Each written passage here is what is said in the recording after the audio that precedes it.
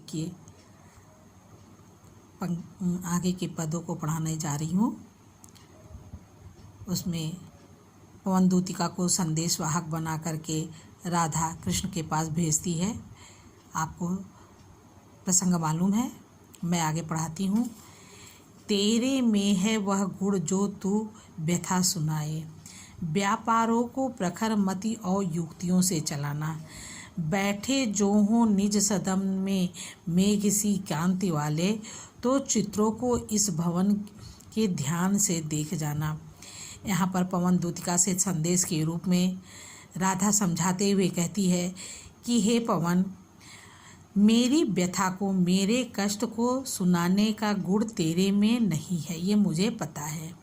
लेकिन इस व्यापार को, इस क्रिया व्यापार को प्रखर मतलब तेज बुद्धि के द्वारा इस प्रकार बताना, युक्ति मतलब उपाय से बताना। बैठे जो हो निज सदन में मेघ सी कांति वाले, मेघ सी कांति वाले अर्थात बादल के समान श्यामल कांति वाले अर्थात श्री कृष्ण अपने निज मतलब अपने सदन में बैठे हों, तो चित्रों को इस भवन के ध्यान से देख जाना। तो उस सदन में तू क्या देखेगी कि कोई ऐसा चित्र हो, उसको ध्यान से देखना। जो चित्रों में विरह विधुरा का मिले चित्र कोई, विरह विधुरा मतलब वियोग से व्याकुल। अगर उस भवन में कोई ऐसा चित्र दिखे जिसमें कोई नायिका वियोग से व्याकुल है, तो जाके निकट उसको भाव से यूँ हिलाना। तो तू उसके निकट जाना और वियोग के भाव से उसको हिलाना। जिस प्यारे होके चकित जिससे चित्र की ओर देखे, इस प्रकार से हिलाना कि हमारे प्रिय अर्थात श्री कृष्ण उसको चकित होकर के देखने लगे। किसको देखने लगे? चित्र को। आशा है यो सूरत उनको हो सकेगी हमारी, मुझे पूर्ण विश्वास है और ये आशा भी है कि ऐसे चित्र को हिलाने से उनको इस वियोगिनी अर्थात राधा की सूरत की याद अवश्य आ जाएगी। ठीक है, समझ में आ गया? जो कोई भी इस सदन में चित्र उद्यान का हो, अगर ऐसा नहीं है, वहाँ कोई वियोगिनी का चित्र नहीं है, तो देखना अगर कोई चित्र बागीचे का हो और हो प्राणी विपुल उसमें घूमते बावले से, और उस बागीचे में कुछ लोग बावले होकर के घूम रहे हों, तो जाके सन्निकट उसके और हिला के उसे भी, तो उसके पास जाना और उसको भी इस प्रकार से हिलाना कि देवात्मा को सूरत ब्रज के व्याकुलों की कराना।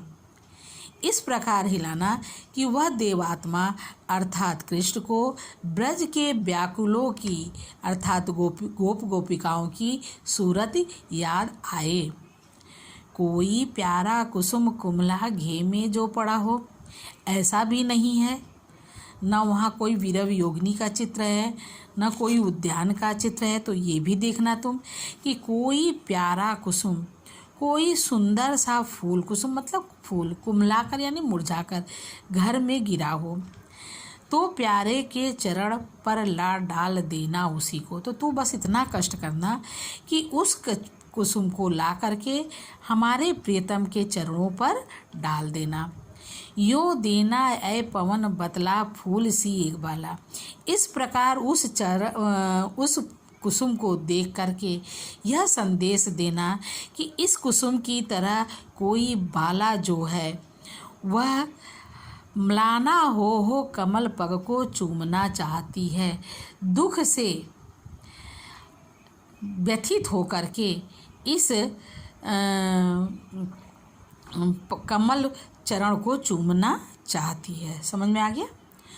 जो प्यारे मंजू उपवन या वाटिका में खड़े हों, ऐसा भी न हो तो देखना कि कोई सुंदर सा वाटिका हो जिसमें हमारे प्रिय अर्थात श्री कृष्ण खड़े हों।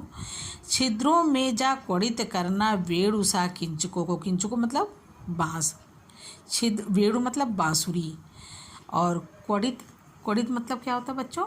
क्वड़ित मतलब बचाना।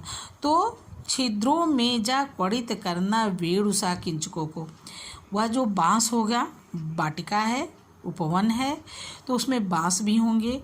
उन बाँसों के छेदों में जा कर के ऐसा ध्वनि करना जैसे वेणु का, मतलब किसका, वेणु यानी बाँसुरी सा। तो होवेगी सूरत उनको सर्व गोपांगना की। इस प्रकार जब तुम करोगे तो उस ध्वनि को सुनकर इस ब्रज की गोपिकाओं की याद उन्हें आएगी, जो है वंशी श्रवण रुचि में से दीर्घ उत्कंठ हो। उत्कंठ मतलब व्याकुल है, व्यग्र हैं। तो जब तू ऐसा करेगी तो उन्हें यह याद आएगा कि बंसी की ध्वनि को सुनने के लिए कोई बहुत ही व्याकुल है। समझ में आ गया?